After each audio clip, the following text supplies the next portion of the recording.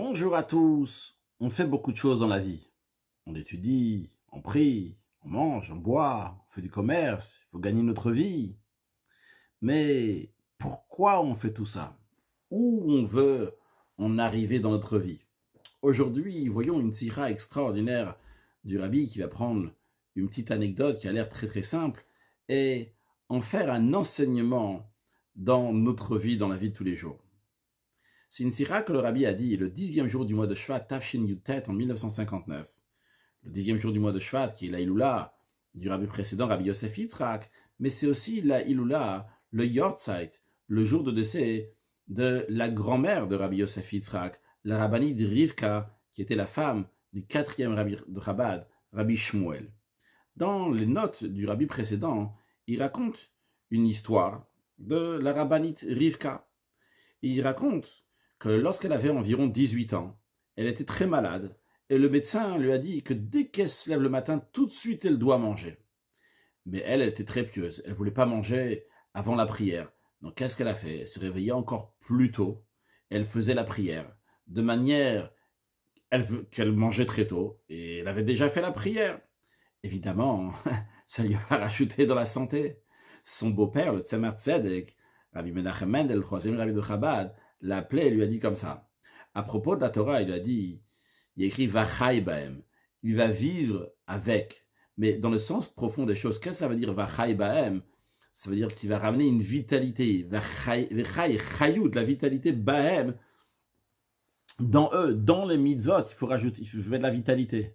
Il lui a dit, pour pouvoir mettre de la vitalité dans les mitzvot, l'homme doit avoir de la force, il doit être joyeux.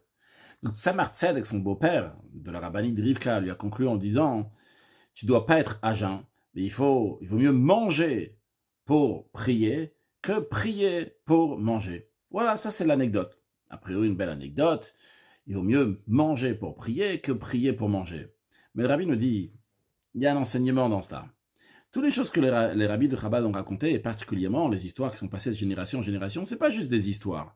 Le fait qu'ils ont été transmis de génération en génération, c'est-à-dire que c'est sûr et certain qu'ils ont un message à nous dire, et on doit apprendre quelque chose de cela. Et le rabbi nous dit, voilà, qu'est-ce qu'il faut apprendre de cela?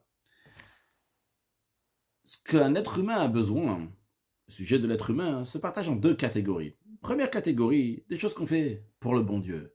On étudie la Torah, on fait la prière, on fait les mitzvot, les commandements de Dieu. Ça, c'est une catégorie. Une deuxième catégorie, des choses que l'homme il fait pour lui-même.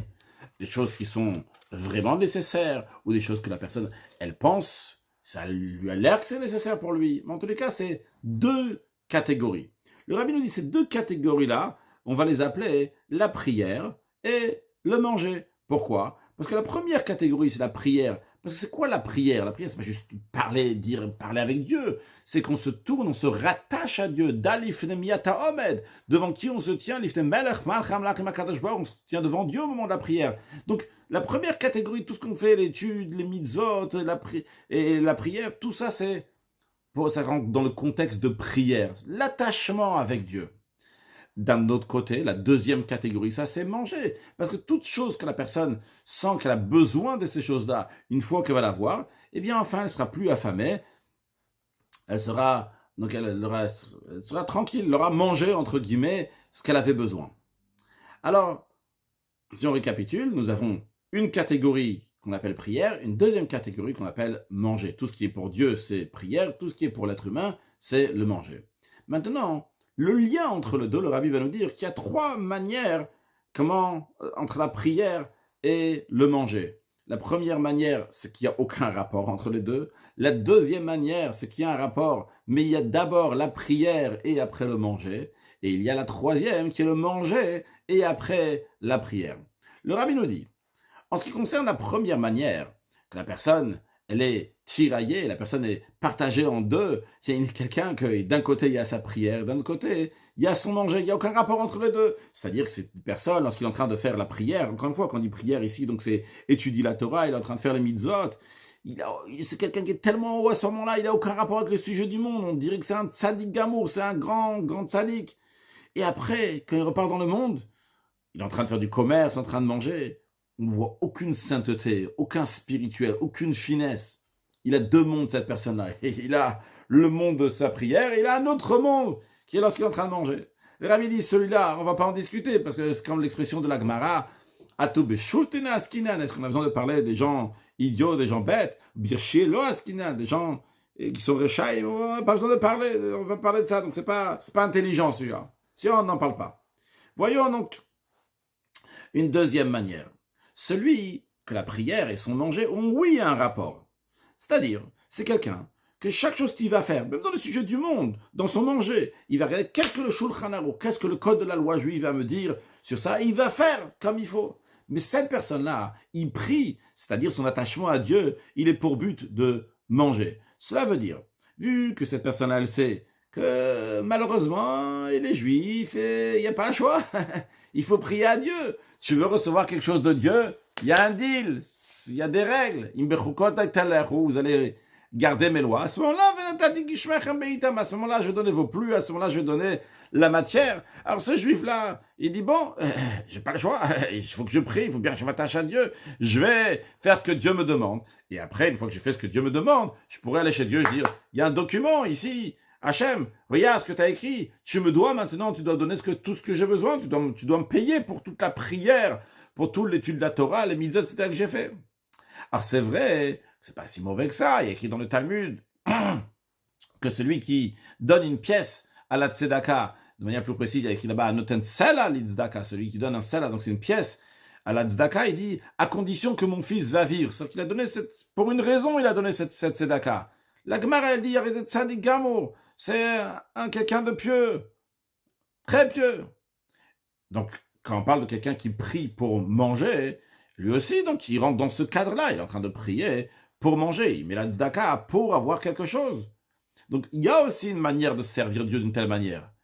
Bien que Rashi, le commentaire de Rashi dit, c'est uniquement si cette personne a l'habitude de faire ça, elle a l'habitude de mettre la tzedaka à la charité, aujourd'hui il dit, pour que mon fils va vivre, pas juste qu'il donne la charité à ce moment-là, et après, une fois que son fils vivant, ça, il arrête.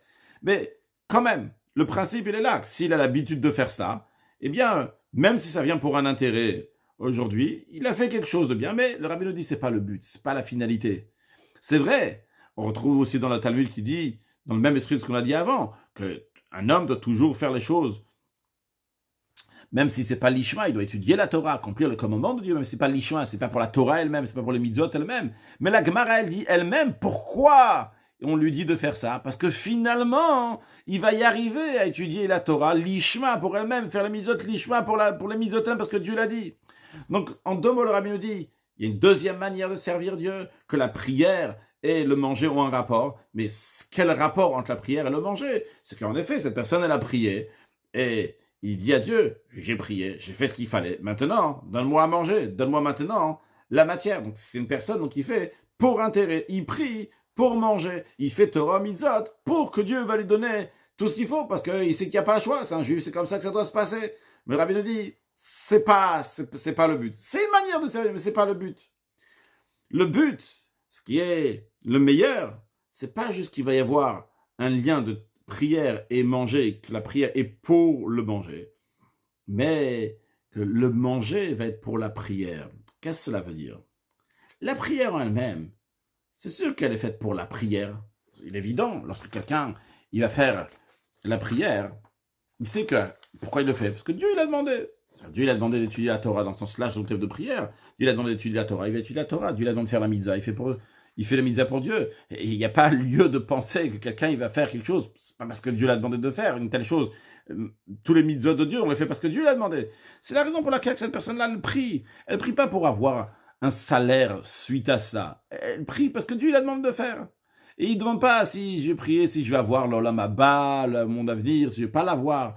Et à plus forte raison qu'il ne demande pas un salaire, une rémunération dans ce monde-là. Mais ce n'est pas suffisant. Ça, c'est déjà bien. Quelqu'un est en train de prier parce que Dieu l'a demandé de prier, parce qu'il est en train de faire parce que Dieu l'a demandé. C'est pas suffisant. C'est extraordinaire. Mais ça doit aller plus loin. On exige des Juifs, on lui demande que même quand on est en train de manger, son manger aussi, il va être pour la prière. C'est-à-dire que tout ce qu'il fait, ça va être pour la sainteté. Comme il est écrit, Bechol drachecha da'eu, dans tous tes chemins, dans toutes tes voies, connais Dieu, retrouve Dieu. Le Rabbi dit, le fait que cette personne-là va être riche et qu'il va être dans un milieu financier qui sera très très haut et à tel point qu'il va devoir payer les impôts de 59% de ce qu'il gagne. C'est bien d'être riche. Le rabbi lui dit, mais c'est pas le but de l'homme.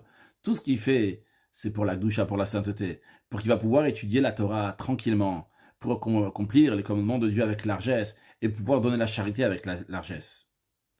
Et il ne doit pas se contenter de cela. Une fois que lui, il est comme ça, ou le rabbi dit pas spécialement une fois qu'il est comme ça, mais il ne doit pas se contenter de ça, tout simplement. Il doit s'efforcer d'influencer aussi des autres. Parce que s'il est riche, alors il pourra plus facilement influencer des autres. On voit concrètement qu'un pauvre, on se moque de ce qu'il fait. Le riche, on l'imite même quand il fait des bêtises. Alors, à plus forte raison, s'il va faire quelque chose de bien qu'on va l'imiter. C'est pour ça, si ce riche-là va mettre les tefilines, tout le monde va mettre les tefilines. Lorsque lui, il va garder Shabbat, eh bien tout le monde va garder le Shabbat, parce qu'on voit que grâce au Shabbat, il est devenu riche. Lorsque lui, il va mettre les tefilines qu'on appelle les tefilines de Rabbeinu Tam, c'est-à-dire les tefilines de Rashi que tout le monde met. Il y a les tefilines de Rabbeinu Tam, c'est une deuxième paire qu'on met aussi dans tous les jours pour ceux qui font très attention. Alors, si lui, le riche, va mettre aussi cette deuxième paire de tefilines, tout le monde va suivre. Le rabbi dit, et quand lui va manger de la matzah shmura, la galette ronde faite à la main, alors à ce moment-là, tous les usines dans lesquelles ils font de la matzah en machine, ils vont tous fermer, parce que tout le monde va commencer à suivre le riche et manger de la matzah ronde faite à la main. Alors, Rabbi nous dit, ça c'est le sens de manger pour prier. C'est-à-dire que tout ce que la personne, elle fait, tout son manger, tous les besoins humains, qui sont appelés donc manger, c'est sa nécessité, ils vont être pour la prière, ils vont être pour Torah Mitzvot, pour faire vachai bahem, pour amener de la vitalité dans Torah Mitzvot. Donc le Rabbi a pris une petite anecdote, il nous a dit, regarde, quand on est en train de dire ici manger pour prier, ça veut dire que tout ce que tu fais dans ta vie doit être pour prier. La finalité, c'est quoi? C'est que tu vas pouvoir étudier la Torah et amener ce qu'il y a dans ta prière, cet attachement à Dieu, tu vas l'amener aussi dans la vie de tous les jours. Le rabbi nous dit, il y a encore un point ici dans cette histoire-là, encore un enseignement. Cet enseignement, cette histoire, cette anecdote est arrivée à une femme, la rabbinite Rivka, la femme du rabbi Maharash, qui était la maman de quelques enfants, qu'un de ses enfants était le rabbi Rachab, le 5e rabbi de Chabad, qui était donc le chef du peuple juif. Et l'enseignement est le suivant.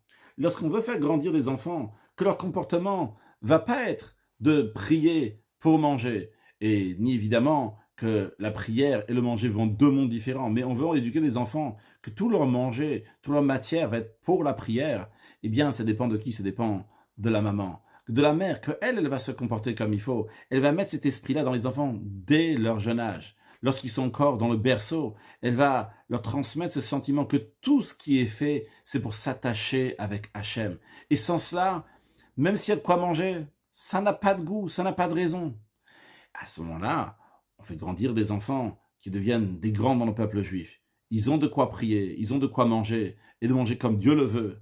Et la volonté de Dieu, c'est que les Juifs vont avoir tout ce qu'il faut de la main qui est remplie, ouverte, sainte et large de Dieu. Pas seulement ban et réviré, pas seulement avoir des enfants avec largesse, mais aussi chai et réviré, aussi une vie, une santé avec largesse, ou mezon et réviré, aussi une parnassa, une subsistance avec largesse.